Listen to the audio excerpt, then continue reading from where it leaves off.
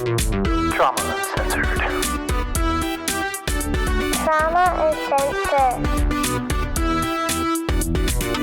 Uncensored. Trauma Uncensored. All right, everyone, welcome back to another episode of Trauma Uncensored. My name's Andres Gamboa, and I'm here with Brooke Scherer. Hey. Hi, good to see you. Hi, good to see you. I'm excited to chat today as a father. But for those of you listening who this is your first episode, first of all, thank you for being here. That means that our marketing strategy is working. You either found us on Instagram or someone told you about us. And we hope that you are here to stay. This is a place where we are building a community for people who have been through unimaginable trauma or just any kind of trauma that has left you scarred, wounded, alone, or feeling alone. And you can find comfort here. We talk about things as real and as uncensored as we can. Some of the episodes will have a trigger warning, so you can be, ready for something that might be intense or difficult to hear.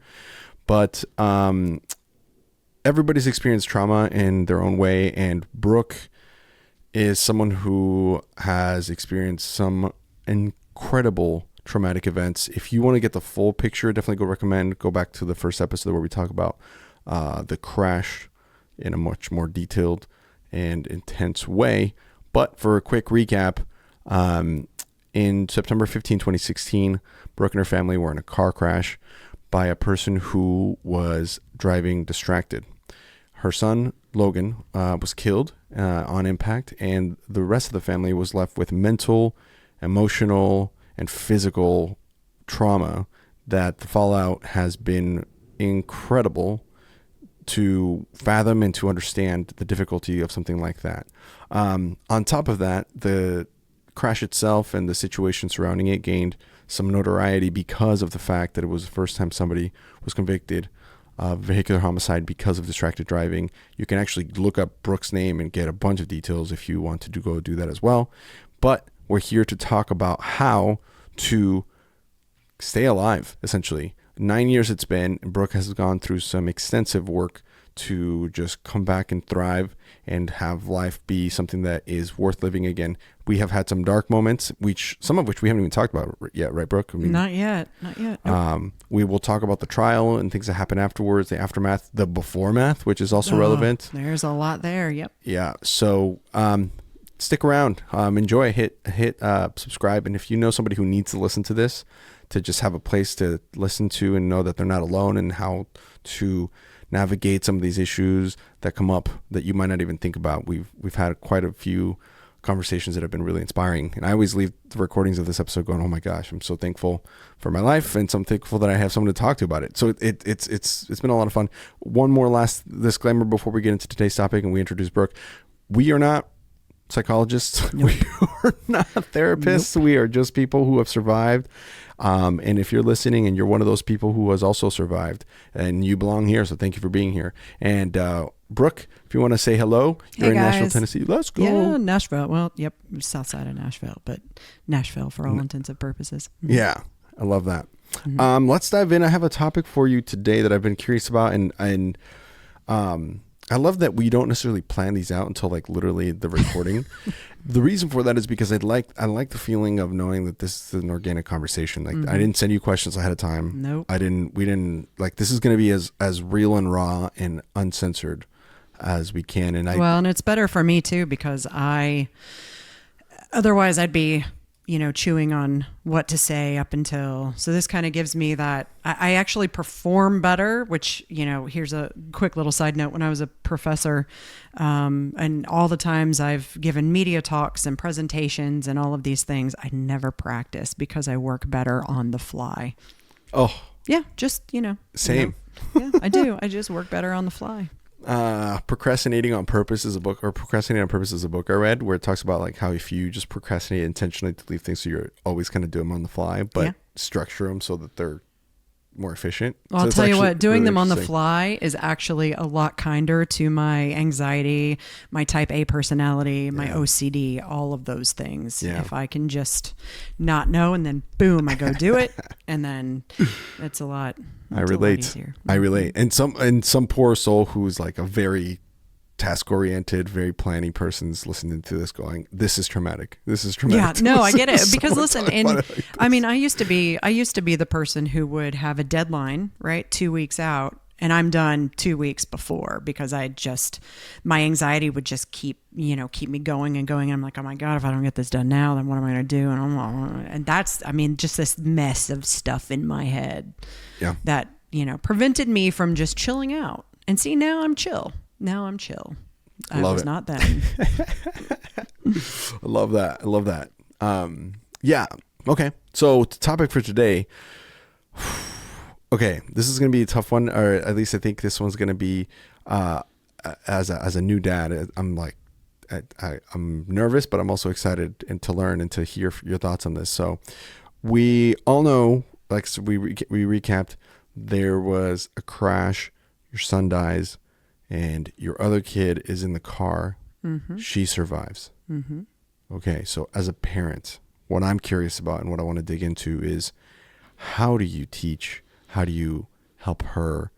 What went on for her? How does she remember your son? How, like, just the aftermath for her from your perspective as a mom. Yeah. So let's recap. Let's just hear the general thoughts, and then we'll just keep digging into some questions. I don't believe that there's any booklet, any guide on how to help your surviving child or children after something so horrific. Especially losing her best friend. I mean, some of the fondest memories I have is of walking into Logan's bedroom, and she's crawled in bed with him.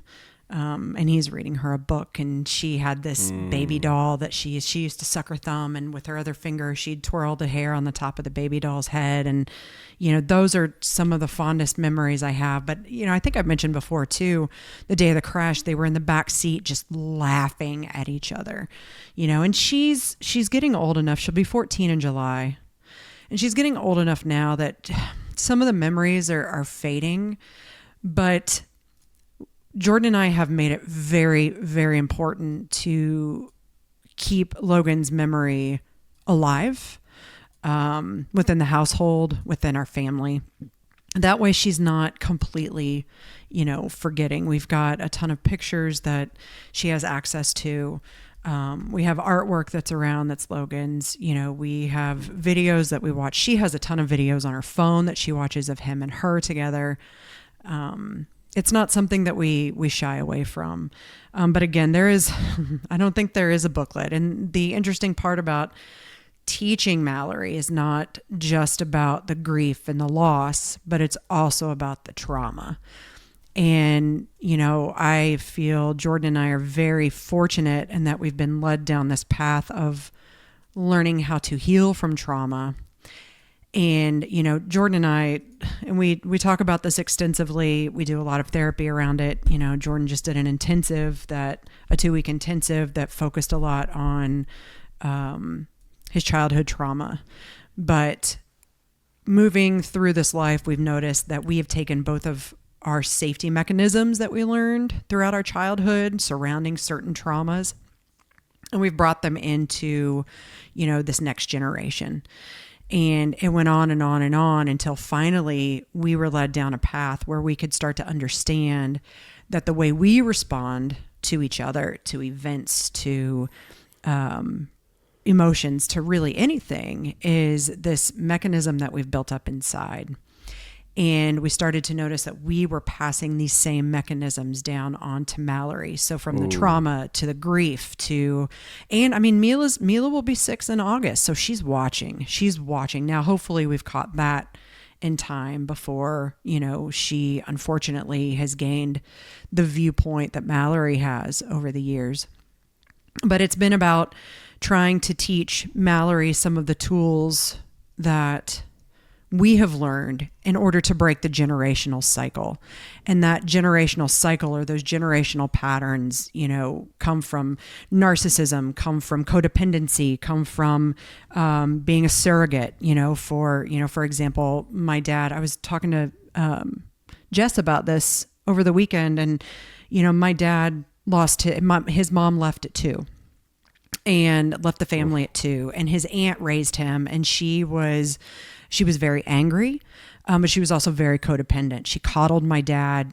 She loved my dad, but she coddled him. He was the baby. He was the only boy. My mom and dad divorced when I was 6. So that's a lot of years ago. And through that, he passed down a lot of that stuff to me, because for my dad, he needed me to fill in the spot where my mother was absent, where his mother was absent, where, his aunt was absent because she had passed away. But he needed to be caretaken because his aunt, took full and complete care of him.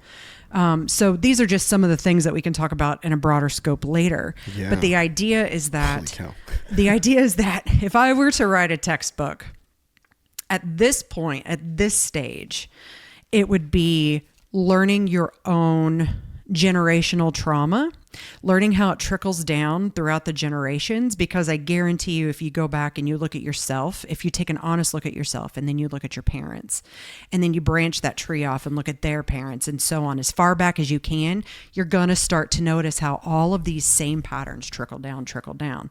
So that's what we're working very hard now to teach Mallory, is how to carry the trauma, the loss, but also live in the world where people don't want to talk about the trauma, don't want to talk about the loss, don't want to, or just being a teenager, having relationships. We're trying to teach her some of the things that we've learned.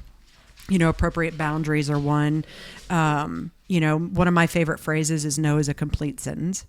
I love reminding her of that. Yeah. Her and her best friend Izzy were in my car the other day. I was taking them to their 8th grade dance. I can't believe it. 8th grade. And Izzy said something in the back, and I just mumbled off some, of my Brooke, wisdom. And I was like, are things that I've learned. I guess we could call it wisdom. I'm going to call it wisdom. People might think I'm full of myself, but I have a lot of background to say that I've fair enough earned some of that wisdom. Wisdom comes with experience, and experience comes with tough. Yeah. My gosh. Bad experience, and you've had those. Yep. But she kind of looked at me, and I was like, that's right. You're always in the learning world of Brooke, because I'm just, I don't know. That's just how I am. I think everything, can be some sort of a lesson or a way to, not blow things out of proportion, or to try to see yourself from another, person's point of view. Are they having a bad day? Are they going through something hard? Why did they react? Are you projecting? Are you just assuming? Yeah. So that's kind of a long answer. What did Izzy say? She just laughed. She's mentioned before that, I guess it was Mallory. We were standing in the kitchen one day, and she was talking about some gal at Sephora that gave her a look, and Mallory was like, why did she give me that look? And I was like, but did she really? Or were you just assuming? Were you projecting? Were you thinking that her attitude was, or was that just the way she is? Or was she having a bad day? And Mallory turns to Izzy and goes, always learning. This is what happens when you're in my mom's house. You're always being told all the things. And I'm like, it'll make you a better person later if you listen. And I know you're 13 and don't think that I know more than you, but guess what, kid? Yeah. I mean, the reality is, she probably did give her a look, and she was also probably projecting. I mean, that's kind of how the world works too. I know. Or it's like it was a little bit of both. And it's funny when I love the lesson of look inwards first, and then it's exactly your intuition is probably correct. Good job, Mallory. Like good, right? But also before you start pointing out, just say, how about what did I do? Did I give her a look first? I don't know. Sometimes you don't even know. Right. When I think sometimes I look like I'm angry, and Brie will go, are you mad? I'm like, no, I was just trying to figure out what 400,000 divided by 72 million was, or whatever. And she's like, oh, okay. I'm like, oh. Well, see, for Jordan, we just call it his resting bitch face. We're always looking at him going, all right, what's wrong now? What's with the, and he's like, I don't have an attitude. And we're like, oh, it's just your resting bitch face. Yeah. So some people have those. Yeah. I have Jordan a resting for smiling sure face. does. I sleep like this. That doesn't surprise me. No, but that's a good answer. I mean, it's tough. I think it probably goes by stages, right? Like stage 1 was the immediate aftermath of the crash, and because Mallory was 5, 6? Mallory was 5. She had just turned 5 like 3 months prior. To teach your kid about death in general is a tough subject to broach, but to have to teach your kid about death because of what happened, Where Well, that, even Mila now. Mila's old enough to where she used to just say, well, Logan's in college. yeah. And, because she came mentioned 3 years after he passed away. So, Logan's in college. And we talk about him passing away all the time, how he's not here with us. And one day it finally clicked. And she goes, he's dead? And I'm like, well, here on earth, he doesn't still walk with us, but he's not dead. He's alive. And she cries and she's like, I wish Logan was here. And I tell her, I guess this is kind of another part that we've integrated into Mallory, but Jordan and I have believed from the get-go, I mean, energy is energy, right? Logan may not be here in his physical form, but that doesn't mean that he's not here in his energetic form. And I feel him all the time. I've had experiences. Mallory's had experiences.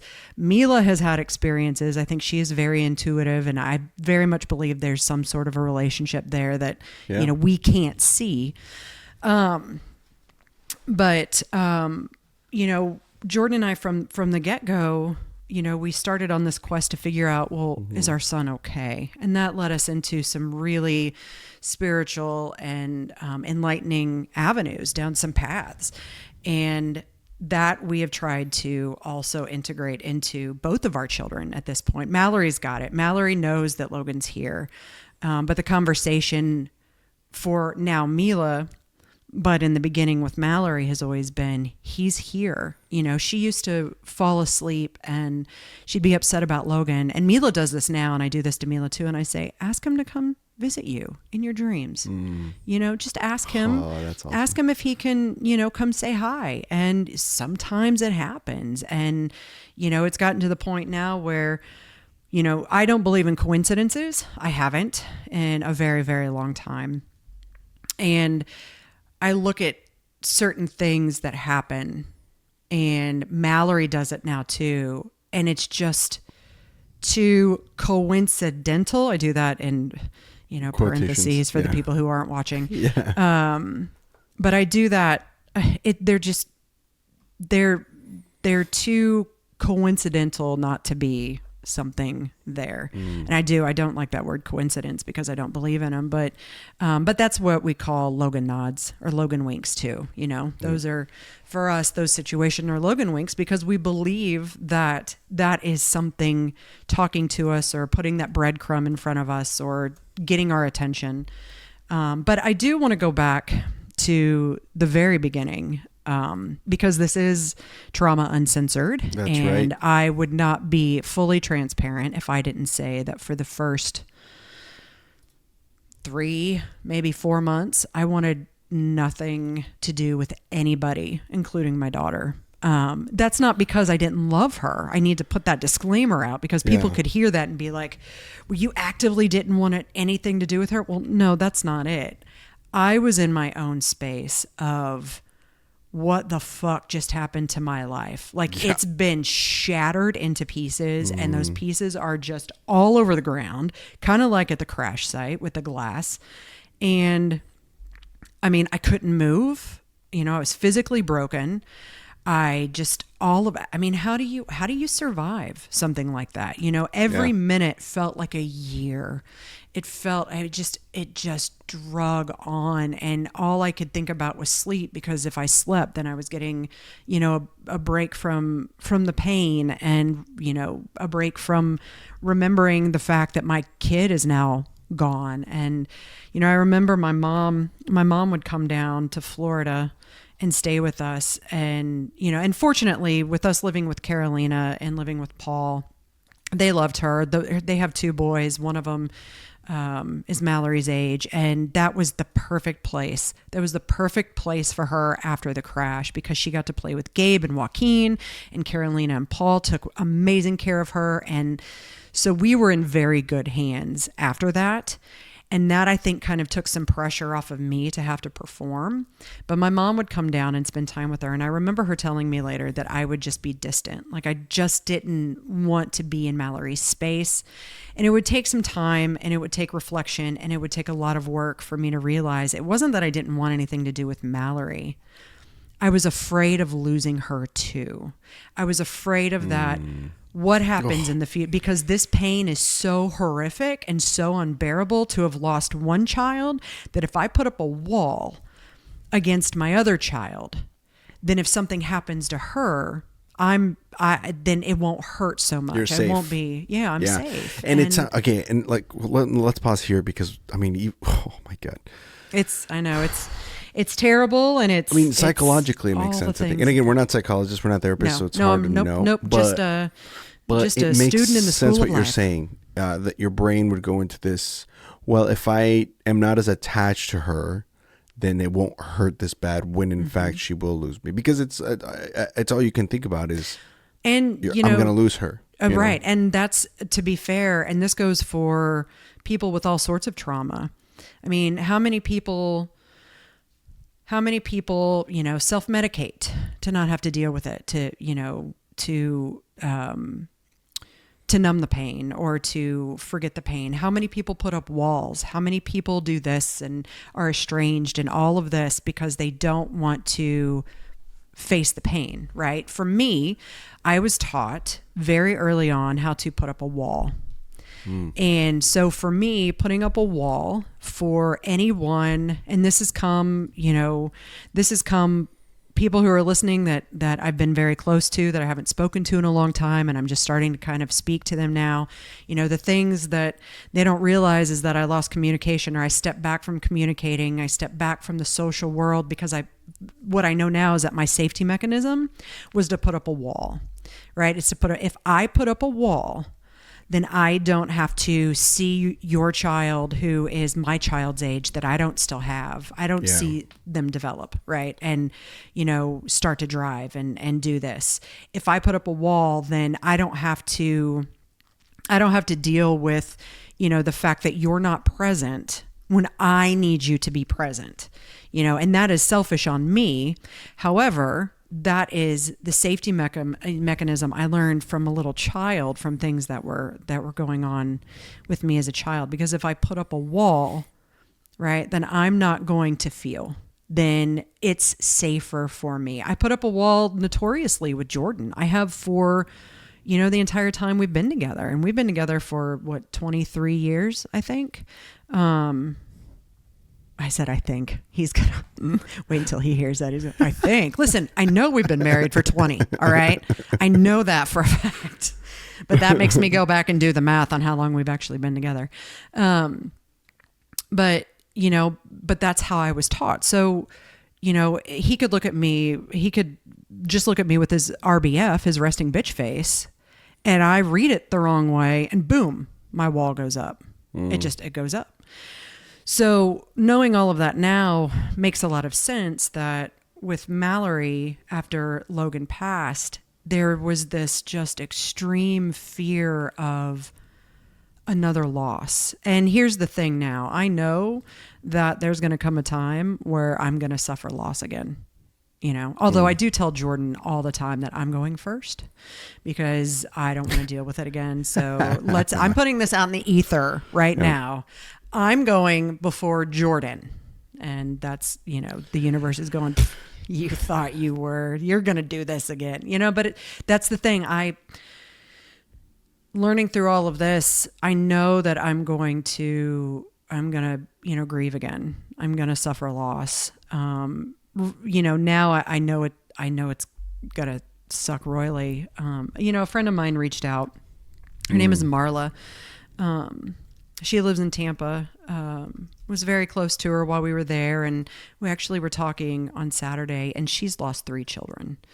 I know, God. and I think about how can you survive that? We will talk to Marla for sure. We will talk to Marla at some point. She's an amazing human being. Talk about having someone to just be in awe of. But yeah, she's lost 3, and so none of us are immune, right? So now I have that in perspective, and I feel like I'm building the tools to be more present for it and not shut everybody off, later. God forbid it's, any of my children.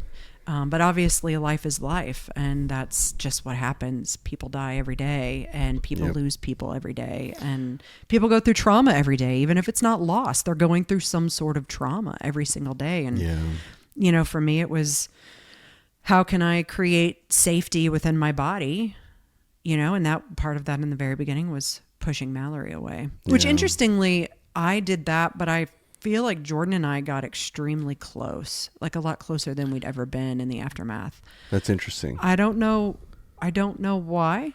That one I haven't figured out. Because he was going through, it's probably because he was going through parental loss of a child as well. That's very true. Instead of like loss of a sibling and the way your relationship with Mallory was, and again, I'm not a psychologist, so I can't but that's a good point, sense, right? Because a lot of, and we're working on this currently, actually, a lot of what we didn't recognize up until probably the past 6 months to a year ago, I'd say 6 months ago maybe, is that we have forever been trauma bonded. And shared trauma is a strong bond. Yes, it is. But also it can be a very unhealthy bond. I have to throw that out there. It can be a very unhealthy bond. So in the beginning, we were probably closer because we were bonded together as parents who lost our child, and we were both angry, and we both had the same missions and all of that. But I will tell you, if you continue to let that trauma bond grow, it can become very, very unhealthy. And, but at the time, so that does make a lot of sense. That, you know, that's probably why him and I got closer. I don't remember, and I'd have to ask him. We'll have to bring him on and ask. I don't remember how he responded to Mallory in those immediate months and the first year. I do remember, though, in the hospital, him saying that we were going to do everything we could for Mallory as she grew up and developed, because he wanted her to be an ass kicker. He wanted to kick life's ass. But some of that stuff was very fuzzy. I don't really remember his immediate relationship, but he was also able to get up and do more things with her. He was still injured, don't get me wrong. But I could barely get out of my chair that I was sleeping in, and plus again, we had Paul and Carolina who were angels taking care of her. Well, and it makes sense that, you know, some of that stuff is fuzzy because, like, again, you were just trying to, the cocoon that you have to build around yourself, that's really more what it's not really a wall that you built. It was more like a cocoon for your self-preservation. Maybe. I think my brain just kind of shut down too. Well, the brain and the body. You have to. And the body. Yeah. I mean, it's funny because I don't think we've done this at all since any of the episodes so far, but I actually looked up the official Oxford language definition of trauma, and it's a deeply distressing or disturbing experience. And so it makes sense that your brain would just kind of go into this, like, shut it down. That's what I was going to say. Shut it down. The less I have to think, the more I can, like, before we can heal, you have to put a bandage on yourself, right? You have to put a cast on it. If you break an arm, your brain's kind of doing that physically. It can't physically, so it's doing that like emotionally and mentally. Like I gotta hold the fuck up. You know, shit is happening to me that is not supposed to happen, or that is not something that is normal as an experience, and so therefore you have to, like, so it makes sense that there's some of that of like, okay, no, I know. I do want to encourage people listening, though. By the way, tell Bree I'm expecting my coffee anytime now. She needs to teleport it from Portland. I saw her walk in, and I was like, "Well, you didn't see her on camera, did you?" I didn't see her on camera, but I saw her shadow. I saw her shadow, and I was like, "Damn it! I'm just drinking like regular black coffee, and you've got your espresso latte. ground fine, and then it's an Italian mugs. espresso machine. Hey, our mugs are almost. Let's go. Look That's at awesome. But anyway, so I would like to encourage, though, people who are listening and going through this, or have been through this, or will go through this, is that the Band-Aid is okay for a time. Yeah. Don't keep it on forever. You know, allow yourself that space to have the Band-Aid, but also that Band-Aid has to come off at a point. Well, I'm not talking like years down the line, but you know. Well, and this is actually, it's funny how, this is just a personal opinion. So, you know, grain of salt here, but it's funny how it seems that mental health and stuff is just now becoming and it has been for a little bit, but you hear a lot about it more nowadays, right? A little bit more. If you go back to like 2001, there wasn't like dedicated episodes on television about mental health, and like, you know, it wasn't on the news, and it wasn't like a political topic even. That, you know, you sometimes in political debates, not even presidential ones, just in general, you hear like politicians talk about like, hey, our mental health in our country's blah, blah. Like it's in more mainstream now than it was, at least it felt like anyway. It is before. It's very slowly, but it's really the same. Like, here's what I mean. For example, if you cut your finger on you're chopping vegetables and you cut your finger, you put a Band-Aid on that. If you break your finger, like you shatter your bone because, you know, the washer came down on your finger or something like that, you put a cast on it. Right. You know what I mean? So there, we do have a concept of like, hey, some things are a lot more painful than others. Not to compare like, oh, your finger got cut versus my finger got broken. It requires different healing. So to your point, like, it'd be weird if after your finger there's been time for it to heal, or there should have been enough time for it to heal, for you to still wear a cast on it, right? At some point you go from a cast to maybe just a splint, and then from a splint to like, you know, maybe don't pick up heavy items with that finger. But after a while, the goal is to have your finger be completely functional and moving normal again. Right. But we don't approach mental health necessarily with the scar, way. right? Yeah. Oh, there's going to be a scar every time. Sure. And that's also part of trauma, right? We so many times on this show, we've said even like, you don't get over it or anything. You just carry it. Right. Yep, just like a scar that you don't see, but it's still, the analogies are all the same. But what I'm saying is we don't really approach it the same way, to your point, where it's like, hey, you're not supposed to have the Band-Aid on forever. No. You're supposed to work to remove the Band-Aid. You're supposed to remove the cast and something. It's very normal that you have it. It's normal to find support for people while you have it. Like when people, if you break a leg, it's okay if people drive you around. You know, those kinds of things. People are there to help sign your cast. You know, whatever. Yep. All of that makes sense. But after a while, the goal is, hey, just get to the scarring, right? Yep. And it's okay. And people don't want to do that sometimes with mental stuff. It's hard, though. So hard. It is. Listen, it took us, you know, I sit here 9 years out, and my journey will never be over. No. I need everyone to hear that. Correct. I'm sitting here talking about this today. But that doesn't mean that I've learned everything. It doesn't mean that I'm fully healed. Yeah. I'll never be fully healed. I lost my child in something so horrific, and I saw it all. I saw my child on the side of the road after he had passed. This is shit that I live with and will live with for the rest of my life. Mm-hmm. The difference now is that over the past couple of years, Jordan and I have been guided, and we have not just been guided, but we willingly went into these journeys, down these paths, to start to heal that. And it's not been, even starting down that path, it has been, you know, it's not linear. You know, we've gone up and we've come crashing down. I came crashing down. I went to residential trauma and came out of it prepared for the trial. I felt better. I was able to process the day of the crash. And after the trial, about 6 months later, boom, I was right back in that gully, in that dark gully, because it lives in your body. And after certain stressors continue to pile and pile and pile, it's like, I've had enough, which led me down another path, which opened up this massive door for me, you know, in learning that I have extreme OCD. That was like, I've always had OCD, but the extreme was triggered through trauma in 2015, before Logan's death, actually. But that would lead to Logan's death. Story for later. Ooh, that's a story. It is. It's that might be the next one. That might be the next one. It's a story for later. Oh, it is. It's a pretty powerful Stay tuned. one. But so, you know, that trauma, it wasn't even Logan's death that triggered it. It was something horrific that had happened to our family by who we thought was a family friend.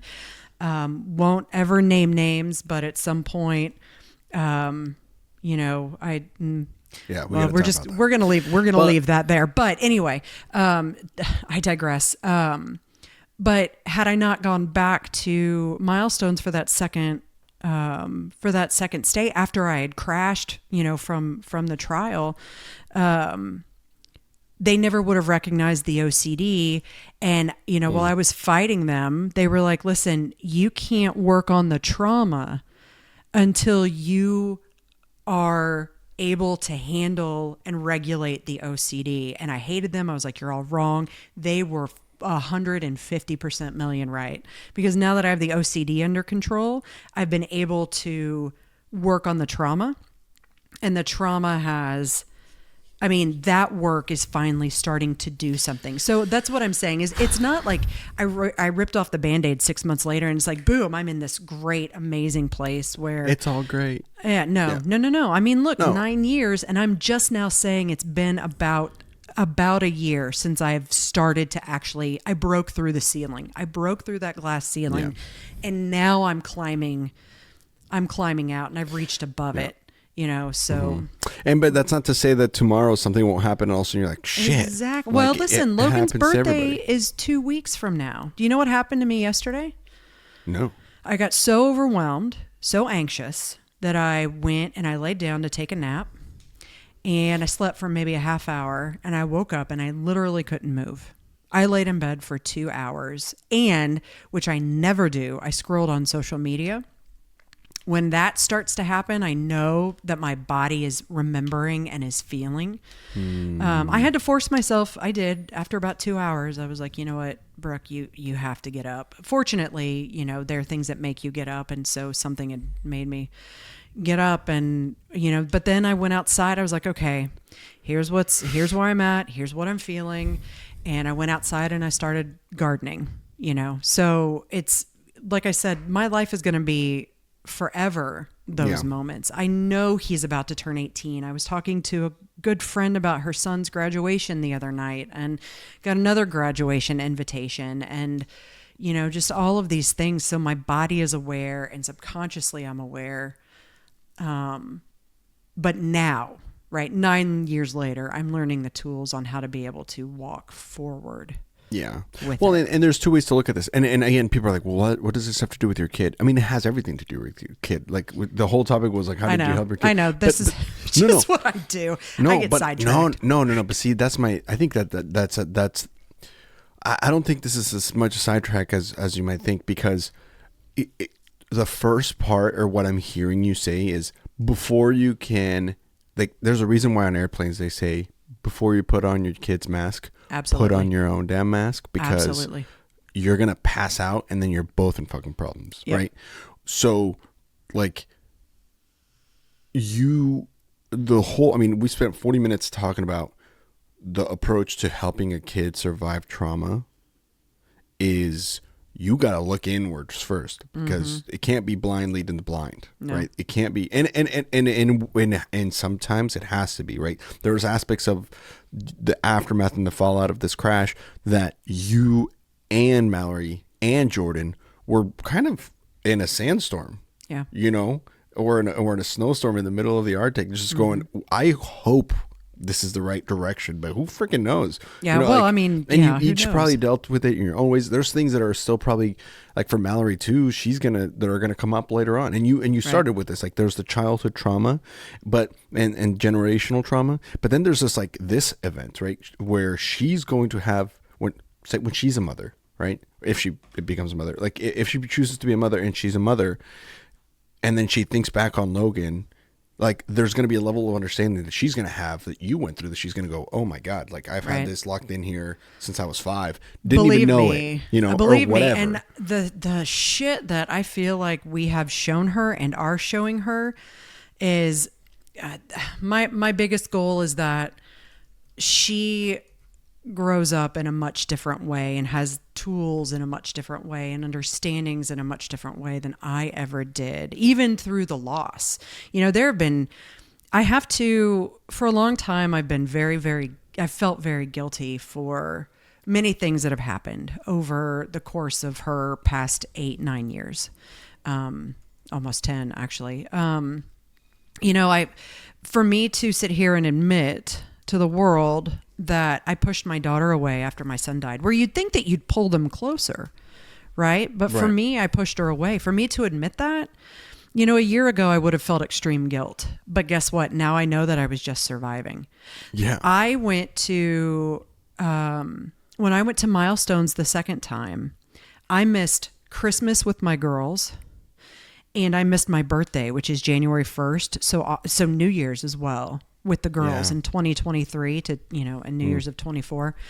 I remember sitting in therapy with my therapist at Milestones being like, and we were supposed to take a trip to Mexico for my birthday that year too, that we ended up canceling. And I just remember the guilt, the should haves and, why me's and the whys. And, it was very hard. But now when I look back at it, I don't feel guilty anymore. I mean, sure, there's some longing, right? Yeah. I'll always know that I missed that Christmas, and Mila sometimes talks about it. And, but also I know that had I not done that and the path opened up the way it did, then I wouldn't necessarily be here for them for this past Christmas and the next Christmas and the one after. So you're very right about you'd have the had it mask. like that you wouldn't be okay. Like even if you were at Christmas, you would have been a shell of yourself, or you don't know that where you'd be at on top of that. Yeah, we took a cruise for Thanksgiving before I came home and was like, I've got to go back to Milestones. Yeah. But I faked it. I faked it until I made it the whole time. I was my nervous system was so dysregulated that I couldn't even go on a cruise and enjoy. But I did. I faked it. I faked it with my kids. I faked it with myself for sure. Yeah. But I was miserable that entire time. I mean, and honestly, that's okay. Right? Yes, it is. There's like do's and don'ts, right? For example, don't go on a binging, drinking rage for 9 years and dissociate from your family, friends, and destroy your entire life. Right. Don't do that. Right. I mean, people cope with coping, and no judgment if that's where you are in your life right now. But if you are, I hope you find some healing in a healthy way, because alcohol in the bottle, drug addiction, opioids, people just try to physically fix something that is an emotional injury. It's like trying to put an emotion. It's like trying to go to therapy, mental health therapy for a broken leg. That doesn't work either. You go to physical therapy for a physical problem. You go to emotional therapy for an emotional problem. It seems too logical, but the problem is when you are in a situation so traumatic, rationality goes out the fucking window. And so then there's no rationality. And so someone with a rational mind has to come up to you and go, hey, it made sense to say, like, people listening to right now who are listening with a rational mind, which is probably most people right now, are like, well, yeah, dude. Nothing, of course you're not, this isn't earth shattering, this isn't worth making a reel on Instagram about. But that's what the point is. For all of us, it makes sense. But when you're going through some shit, like, everything is crazy, and so then nothing seems rational. And so even just the clarification of someone saying, hey, you should probably emotionally heal.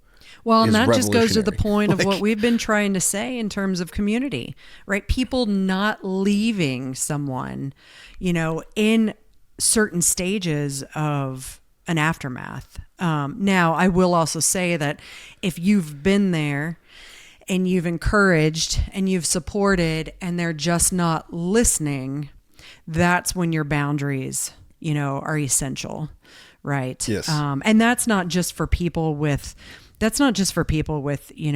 addictions. That's people who are narcissists. That's people who are codependent. That's people who are simply toxic for you or have anger management issues. Or even, you don't even have to go like a negative route. You can go to people who are toxically positive. You ever been around those people when you're trying to like deal with what's traumatic? Funny? Okay, like, I'm going to throw... At least you didn't lose both of your kids. And it's like, I love that you're always positive, dude. And this is actually the thing in Ted Lasso was his problem, is he was too positive, which is why his wife left him. She's like, I couldn't handle you being positive all the time when shit was really not actually well, and it's okay. My point is, sometimes people think, anger management and all these things are negative, but it's like sometimes like just the person that's in your life going, at least, it didn't rain, and you're like, dude, I don't need that. I need you to help me understand and validate that this fucking sucks. And I want to bring that back. I'm going to bring this point actually back full circle around to Mallory. So, I grew up all my life really until about, again, I'll go back and say this is probably about 6 months ago. I gave a shit about what everybody thought of me. I carried around people's opinions as my armor, as my outfit, as everything, right? And Mallory, I'm trying very hard. And I think, I mean, I grew up in an era, and it's no better today, but where, looks were everything, and the popularity and this and that and the other. And I'm trying very hard to get, to really engage Mallory in the idea that, she is her own individual and she needs to be herself, and who gives a shit what other people think, and nobody has the right to treat her with anything but respect. And there was an instance not that long ago where one of her former friends, the mother of her former friends, told her daughter, and her daughter then told everybody at school, that this mother thought that she was A, too chipper, and B, unstable. And that really just broke Mallory down. And Jordan and I had to sit down with her. And we've had these conversations, but these are the type of conversations we also still have to have with her when things come up. But we're like, listen, that woman is unhappy in her own life. She sees something in you that probably subconsciously triggers a desire for her. You have something that she wants. And we tell her about that with her friends. I don't necessarily think it's a full-on conscious decision to bully other people like that, or to say things like that about other people. I mean, the fact that I think it's subconscious, but the fact that an adult woman could look at a child or a teenager who has been through something so horrific that woman can't even imagine, and to say that she's too chipper, she's too happy, she's too cheerful. I'm sorry, I think is what. And I tell her, I'm like, you know what? You do you. Yeah. You've been through all of this, and you are showing the world that life does exist after tragedy. You do you, and fuck what she had to say. Yeah. Just forget about it, because there are going to be people throughout your entire life that are going to say things and worse things. Yeah. And you just have to let it roll off your shoulders and don't take it in, because it's about what your values and what you value about yourself, and what you want to put out into the world that really matters. And if she doesn't like you being cheerful, well, she's miserable anyway. So that's why she doesn't like you being cheerful. Anytime an adult has a gripe like that with anybody under the age of 18, or like just a kid even, you're like, what is wrong in your life? Well, and that's the thing. I mean, I'm trying to teach her to. Like, the baby laughs too much. You're like, are you? I know. What's wrong with you? I know. Because most humans are extremely unhappy. Of all the because complaints you can have about a teenage girl in today's society. Too cheerful. Too cheerful? She's too cheerful. Are you out of your mind, lady? Probably. Yeah. Well, don't get me started. There's a whole bunch more there, but I'm not gonna get into all of that. Yeah, fair enough. But that's the thing trauma too. uncensored part. That's the uncensored part. Well, that's where I'm actually going to be a little censored, because because there are just certain trauma. boundaries I won't cross. But we're uncensored as far as how to heal with trauma. That's not necessarily part of it. I understand. But that's what I'm trying to teach her with her friends too. I mean, oh my God, middle school girls can be bitches. I remember having a hard time in middle school. Of course, that was 30 years ago, but oh my God, the girls today with social media, it's even worse, man. People say that's a cliche to say nowadays, but it is true. It is braver to just say stuff. It's awful, but that's what that's what we're trying to teach her too. Is what people are saying about you is usually a deficiency they feel within themselves. Yeah. And there's ways to give criticism and feedback to and receive it, but don't do it from some woman who's telling you you're too positive after. Well, and these kids are learning from their parents too. So if they're watching their parents be cynical and being disrespectful, and hating everybody, well then sure enough, they're either going to end up more like you or resent you for it and go the opposite. And hopefully in that case it's the opposite. I mean, one thought I had on something you said that I want to touch on, just to, like, from a personal standpoint, to illustrate the same thing can happen when you were talking about faking it till you make it is, well, I mean, one of the things that I'm learning as a dad is and I probably knew this before I was a dad anyway, but that's been really clear now, is everybody was making it up as we went. Like your parents were making it up as they went. Like nobody's ready for it. And you growing up, you think your parents know because they're wise, just like Mallory thinks. But then she's going to have her own kids if she ever does, and she'll go, oh man, like this is even, I might still know better, but everybody was just making it up as they went along. But even more so when something traumatic is happening to the family, right? Because you're exploring territory that, like, as we mentioned this, and part of the reason why we do this podcast is nobody's talking about this kind of shit. You don't hear a coffee shop, a conversation about this. And it's important to talk about these things. When something happens that is so traumatic to a whole family, there's nothing to do but blind lead them blind for a lot of it, unless you're like a very highly trained trauma therapist, and even those people probably still. Well, see, and that's what Jordan and I think did right from the get-go, especially with Mallory. Jordan and I both jumped into counseling and huge. Yeah. And groups for ourselves, but we also immediately got Mallory into working with child.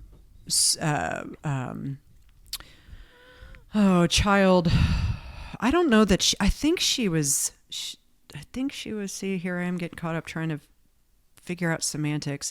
I believe she worked with children of trauma, but she was specified. So we started there, and she would come to us every single week. And then when that was over and we moved, and we got her involved in groups too. There was, there's a group in Tampa that we would go specifically for her. And then she went to a trauma camp or a grief camp that summer. Wow. And then when we moved back to Indy, we immediately... exists. Yeah, no, I mean, that stuff does exist. And she's around like-minded people and people with experiences. Not very many people she knew or we've, known that have lost siblings, but she met a lot of people who had lost parents, and she was able to be around these people who understood this deep loss. Actually, I think we had her in there were two different. That's wild. I believe. But regardless, that was so long ago, it's hard for me to remember specific details. But once we moved back to Indiana, we got her involved with Riley Grief Services. Jordan and I would meet with Liz, and we'd do our own grief counseling. And then she met with Cassie and did art therapy and did that the entire time we lived in Indianapolis. And then we moved here, and she is with a gal named Catherine at Nurture House in Franklin, which is for children. And it's amazing. Love Catherine. Love that program. So we have consistently, and now we kind of allow Mallory to guide, going to see Catherine, how many times per month do we go? Is something coming up? Do you want to get in sooner? So we let her have a say. At 14, it is time I think that she can start to navigate that on her own. Because you're teaching her about self-knowledge, and so she's aware of herself. See, that's it's all part of it's all part of it. Yeah. Sorry to interrupt. I'm just saying it totally works because there's 18-years who don't know anything about themselves, and there's probably Mallory who's like, I'm so self-aware. 70-year-olds who don't know anything about themselves. And again, a lot of the themes. I told you after we started recording some episodes, we were going to start seeing some like recurring themes of what we need to more like not necessarily talk about, but highlight. And one of the things I've noticed in 8 episodes so far is the journey of self-discovery is a good shield for traumatic events, but also a good elixir of health for traumatic events, where it's knowing yourself will help you when something traumatic happens to you, before and after, and probably during. Just knowing yourself well enough I'm learning so much about learning about myself.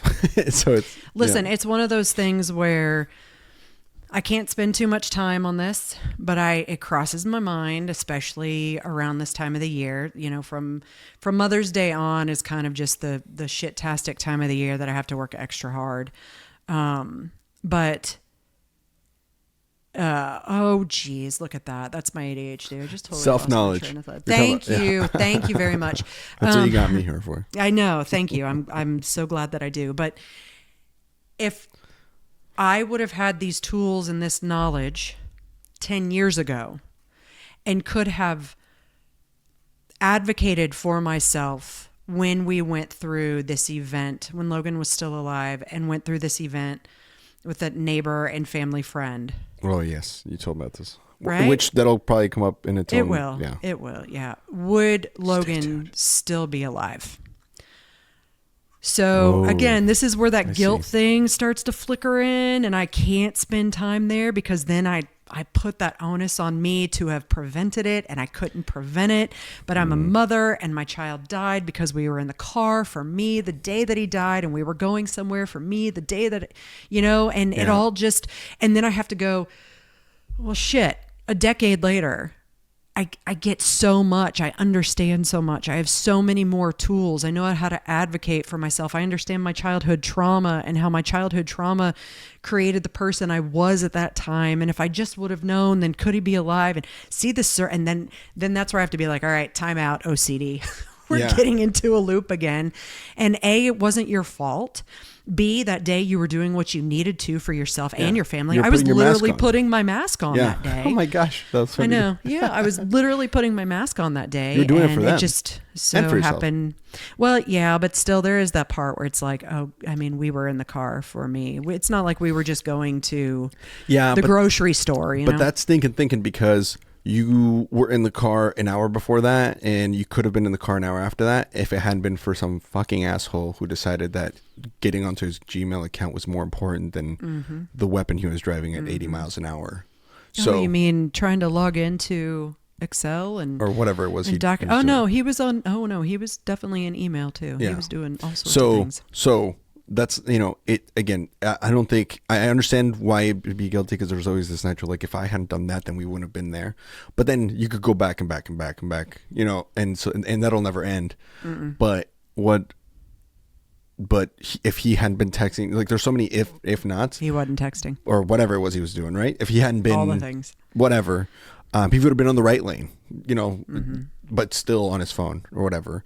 All these what ifs are worth considering to understand how you feel about things. So they are, I'm not saying they're not important, but from a standpoint of the 100%, it was his fault, right? We've talked about you can't can't spend very much time because it was his fault. It was he hit you, right? Yep.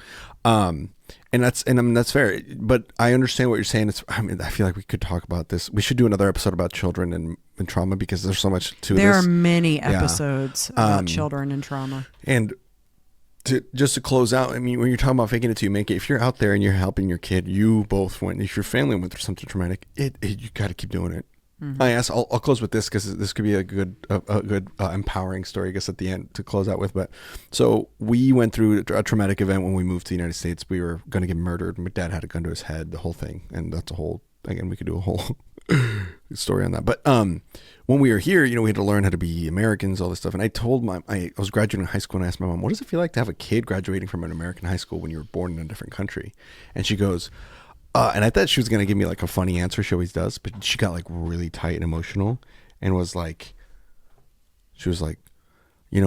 I had to fake it because I didn't know how to raise you as an American. All I knew is how to raise you as a Colombian. And like we went into this amazing conversation about like faking it till you make it when you go through something traumatic because you're trying to just like not look weak for your child. But it was like that vulnerability was what really helped me understand her much more. And so I think that faking it till you make it is important. And I'm glad that you were like you had that at least. But I also think that it's important that you've been vulnerable with your kid to talk about these kinds of things. There's definitely a balance. Yeah, there's a balance because I've had to shield Mallory from so much, but also I have to let her know I can't shield her from life. I can't allow her to be. So it's kind of like, it's kind of like baby stepping, okay, well they have the book, What to Expect When You're Expecting. And then they have it, broken down month by month. Well, there have to be phases of integrating your child into the world. You can't just dump it all on them, but you also can't keep them completely ignorant to it either. Yeah. Right. Yeah. He's not. A spoiler alert. Sorry for anybody who I just ruined that. But I mean, that is it. And how do you discern that? Well, again, it kind of goes back to you helped her understand herself through therapy. Am helping. And are continuously going, hey, go back to know yourself, right? And when you have her know herself, then she'll tell you when she's ready to get more of what life is like. Oh, absolutely. Well, it's very